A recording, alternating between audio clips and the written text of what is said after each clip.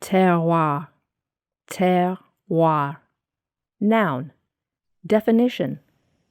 The complete natural environment in which a particular wine is produced, including factors such as soil, topography, and climate factors, like the amount of sunshine or rain.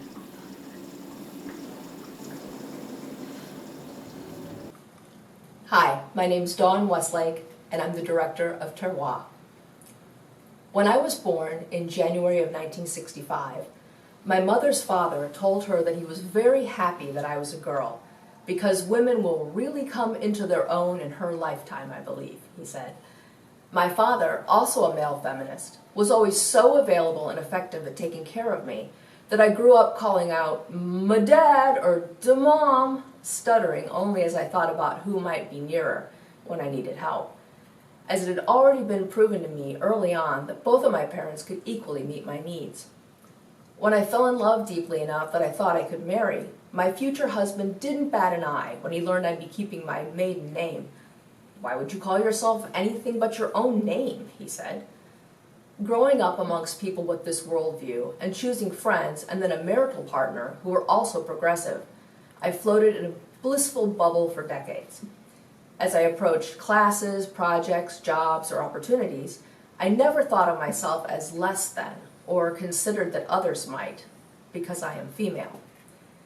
It truly wasn't until the US election of 2016 when Trump, the alt-right, and Russia were able to so easily sow chaos in voters' minds about women's rights and abilities, combined with the Me Too reporting, indictments, and imprisonment of male icons in entertainment, news, business, politics, sports, and education, that I started to look back at some of the things I'd experienced or opinions I'd held about some women. Whoa, 100 years after finally achieving suffrage in this country, women are not treated equally. Whoa, me too. I'd been a victim. But also me too, I'd been harder on some of my sisters than I should have been. I started hearing things on TV and in general conversations when I'd go out that I'd never heard, or at least never paid attention to before. Women with good ideas who presented them forcefully were considered shrill, or they made the listener uncomfortable because they reminded them of their mother when she was disappointed in them. That touched a nerve. Was that the key to suppression of women in so many cultures worldwide? A mommy issue? We naturally reject and or move away from our mothers and fathers as we seek independence. It's a normal part of human evolution and ensures that we don't self-pollute the gene pools. However, does that natural rejection of our mothers get perverted in some way so that we lay a blanket of distrust and suspicion upon very worthy, capable women who should be leading our most important institutions? And what does it say about us, we humans who all entered the world from a woman, that we denigrate the very source of our origin?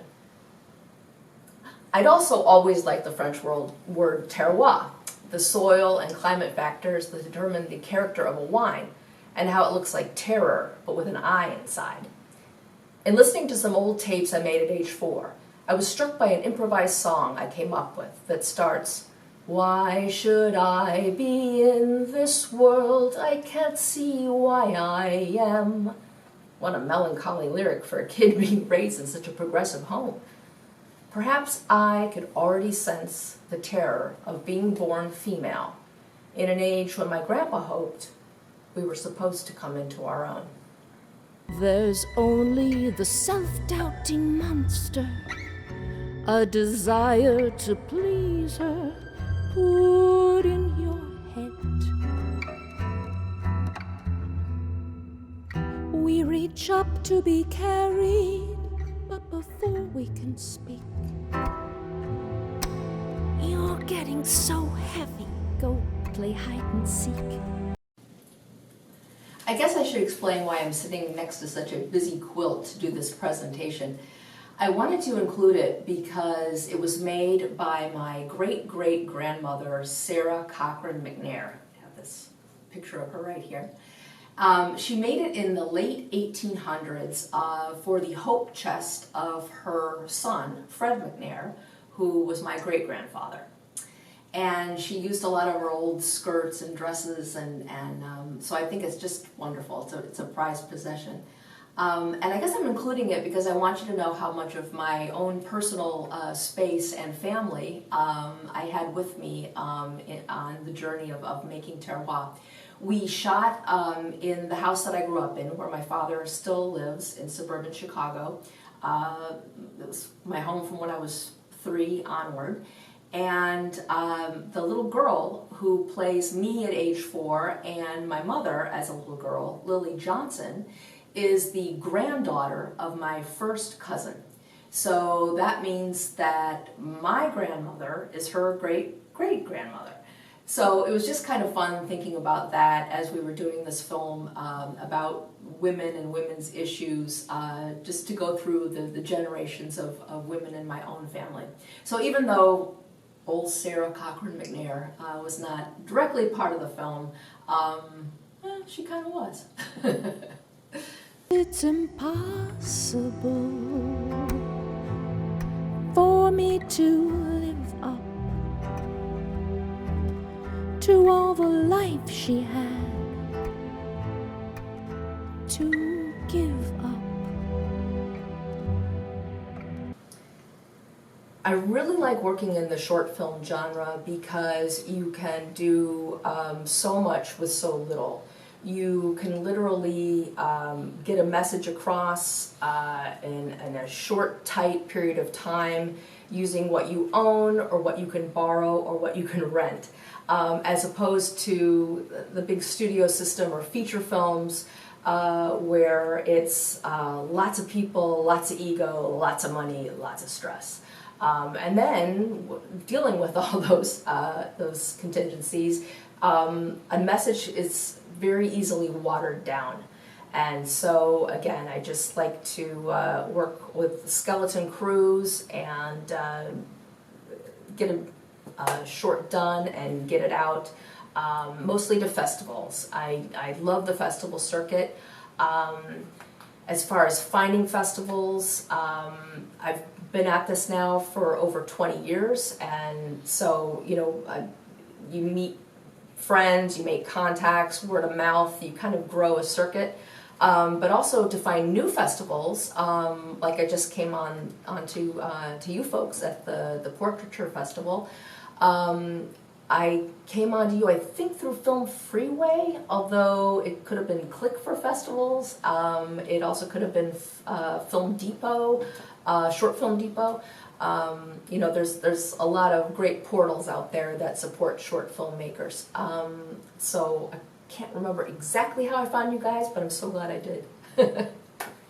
In any of my films, I always try to be as specific as possible. I'm a big fan of the photographer Deanne Arbus, and she always said that the more specific you are with your art, the more general the appeal will be to the audience. And so I always try to think about that. You know, sometimes you think, oh, that's just so so picayune, that's so personal, that only I would understand that, or only the people that know me would understand that. And the older I get, the more I find that we're really more alike than different. And so, you know, something that drives you nuts about your dad, like the way he chews or something like that, everybody has that issue with somebody in their family or, you know, whatever. So again, the more specific you are, the more general it will be. My next film that I'm going into production just this next month, a few days, is called For the Skeptical, and it's a rap video. I am rapping. My beats man composer is Christian Frazier, beats made by Fresh, or just Fresh for short. And again, I'll be working with Paul Coreso Villaroch, my amazing DP, editor, visual effects guru. And For the Skeptical is about the perils to democracy of disinfo, lies, propaganda, all the things we're being hit with 24/7 to try to radicalize our minds. And so that's what I'm working on next. So coming soon.